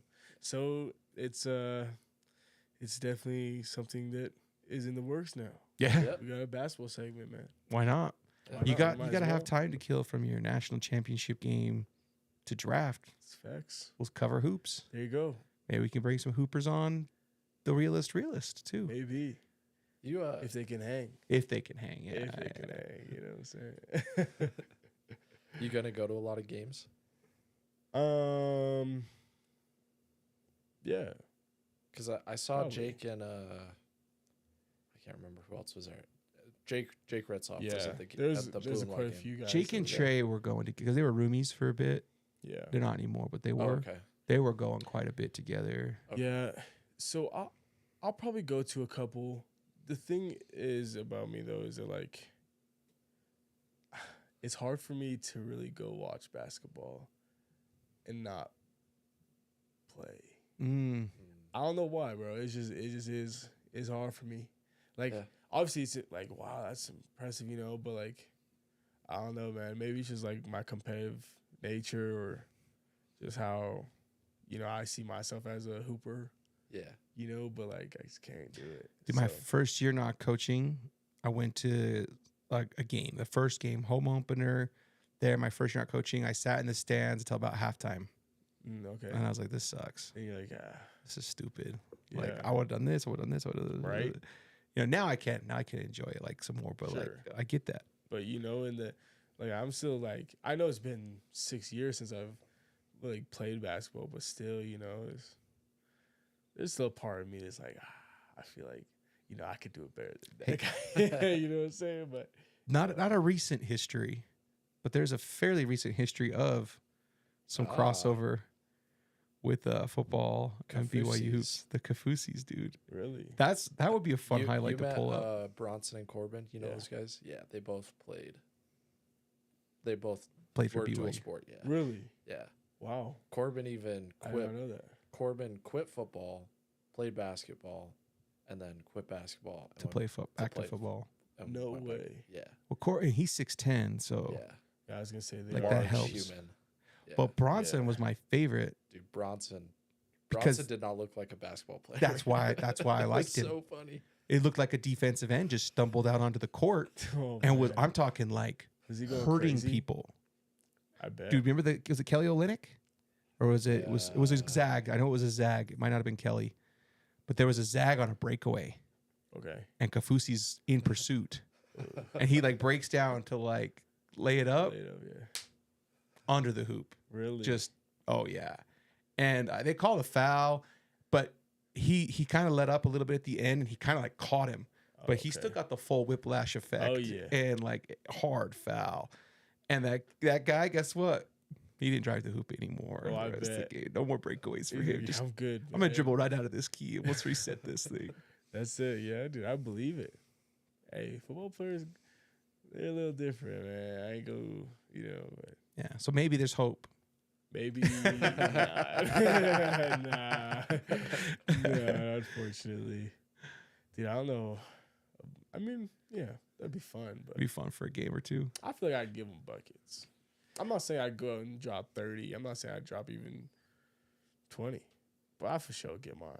Yeah. Blake, because you played against him here, there was a big push. I don't know if you know this, like fans were like, wanted Blake to try out for basketball. I think we had an issue where we didn't have maybe a 4 or a 5 or something. They were like all worried. And they're like, Yeah. well, Blake's here. Like Blake can play. And Blake played quarterback and basketball and Sure. all these skill positions in high school. So there's a reason for that. But Blake showed me his Instagram messenger one day of people just asking him to please, will you please go talk to the coaches and try and walk on basketball? Really? I'm talking dozens and dozens of fans.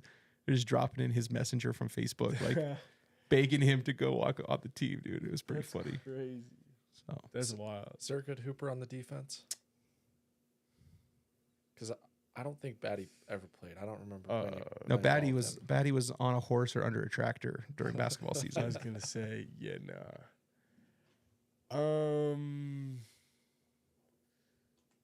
I mean, Glasgow's pretty good. I can see that. Raiders pretty good. Raiders pretty nice. It's pretty much it on defense though.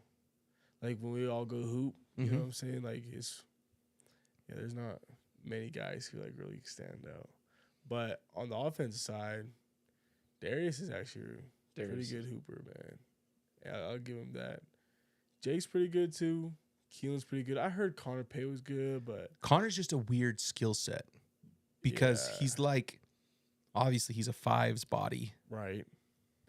but he can rain 3s.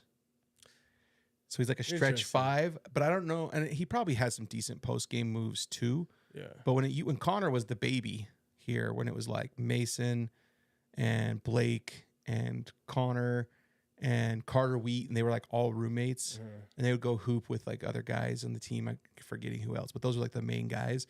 They would all be like, "You got to watch out for Connor because he can just camp in a corner or whatever and he just drain hit it, huh? threes." And so That's he's crazy. like he's a 5 with not a ton of post moves, but who's just a killer from the corner Yeah. and stuff. It's like That's it's kinda- crazy. It's kind of funny. I did not know that. That's what I've heard. JoJo's pretty good too. That makes sense. Yeah. He played with Bronny. Yeah, JoJo's pretty good. But yeah, dude, that's pretty much it, man. Like, I mean, I'll give some buckets too. Yeah. But yeah, nobody really crazy.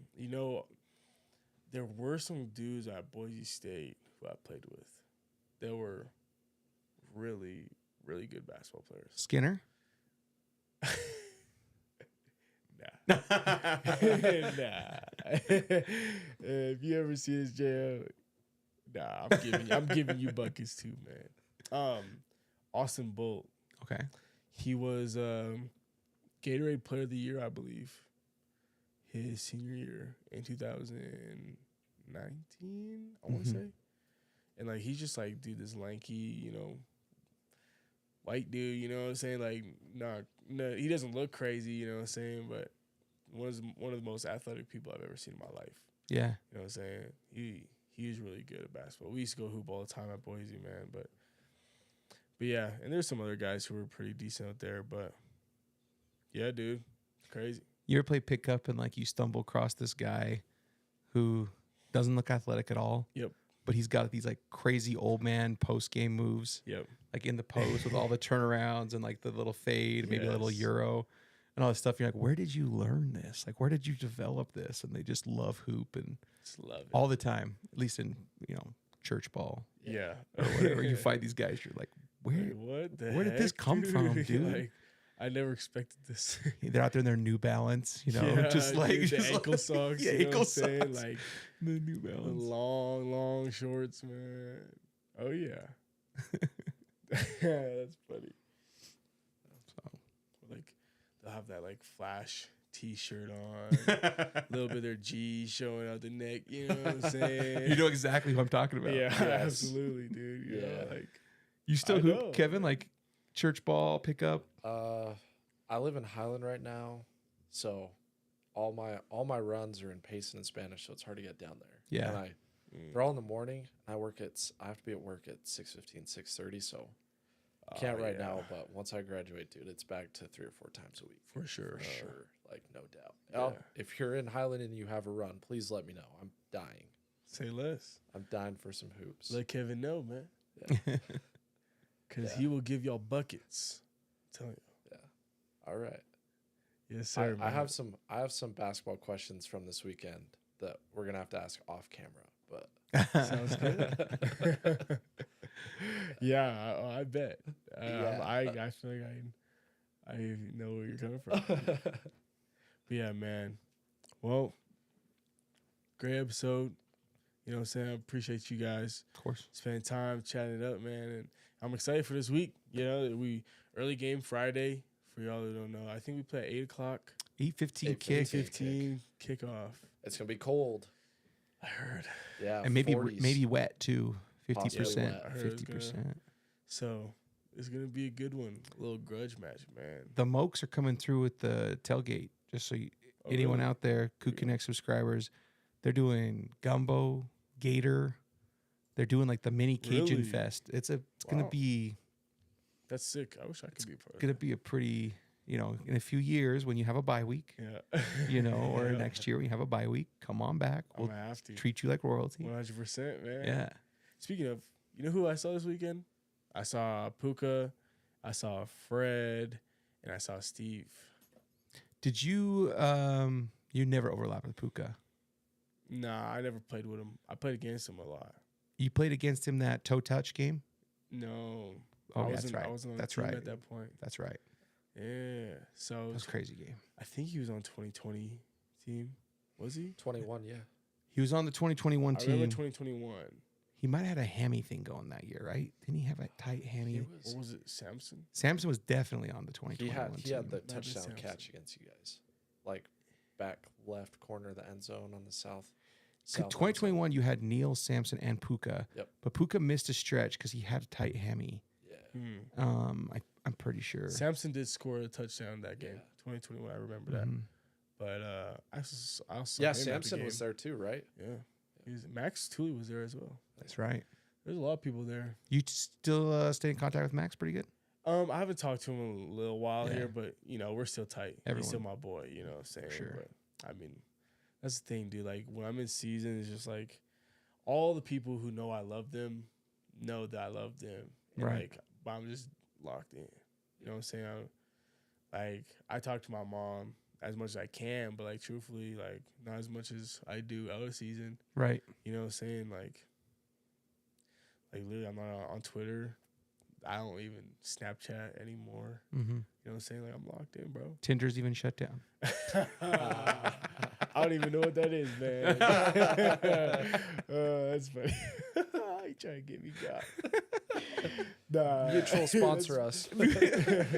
No, that's been down for a while. Okay, man. good. It's been Okay, down. good. But yeah, no, seriously, you know what I'm saying? So, but they all know the deal. They all know I love them, you know. Because I have boys still on Boise State. You know what I'm saying? They're doing their thing, and they know, you know, we're tight and everything like that. But I'm not sitting here calling them every week. Right. You know, they know I'm doing my stuff. So it's the same thing with, you know, guys like Max. You know, other guys. I got other friends starting the league too. My boy Tanner, he just got drafted to the Cincinnati Bengals. He made the roster and everything. He's doing his thing, you know. Cool. JL, one of my other friends, you know, who's on the Broncos, he's doing his thing. So, man, yeah, we all know the deal. Everybody knows the deal. You know? It's not personal. Just thought I'd explain that, you know. But yeah, it was cool to see everybody there, man. Yeah, it was awesome. So hopefully we have a great turnout next week as well, man. Against the Cowboys. Hopefully I can keep doing what I'm doing, and, you know, in a personal sense, of course, you know, just, you know, but as a whole though, we just keep doing what we're doing, man. Everything will be great. Right. You know, keep Cougar Nation happy. You know what I'm saying? So with that being said, I'm going to wrap this episode up. This is the Realist, your host, Isaiah Bagnah. Once again, shout out Chubby's and Orem. Man, great people, great service, and even better food. So with that being said, peace. Catch